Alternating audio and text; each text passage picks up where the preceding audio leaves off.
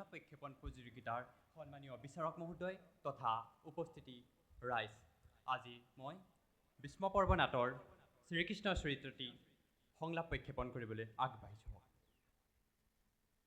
নহয় পাৰ্থ, আত্মা কেতিয়াও মৃত্যু হ'ব নোৱাৰে। দেহৰ যেতিয়া মৃত্যু হয়, আত্মা হয় পৰম আত্মাত বিলীন।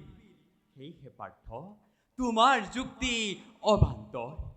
আৰু শুনা সখা, ক্ষত্ৰিয়ৰ জীৱনত যুদ্ধই হ'ল মহান কৰ্ম। ইহকালে জয়, পৰলোকে মুখ্য ফল। যুদ্ধ বিনে ক্ষত্ৰিয়ৰ জীৱন নিষ্ফল। এই জগতত ফল বাঞ্ছা নকৰা কৰ্মই হ'ল পৰম ধৰ্ম। যাক যজ্ঞ কৰি দেৱতাক তুষ্ট কৰাতকৈ কৰ্মৰ যোগেদি সন্তুষ্ট কৰিবলৈ যত্ন কৰা। ব্ৰহ্মজ্ঞানীজনেও যাক যজ্ঞৰ কৰাৰ নাই প্ৰয়োজন।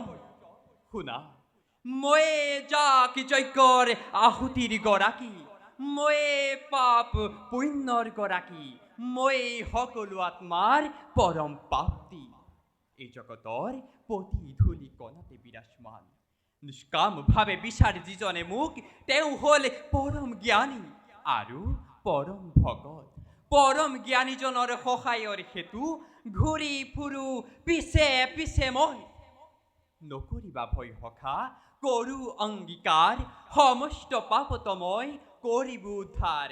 হেন জানি সত্যৰে যুদ্ধক উঠা সখী, হাঁহি বাক কৌৰৱে তোমাৰ কাৰ্য দেখি। ধন্যবাদ।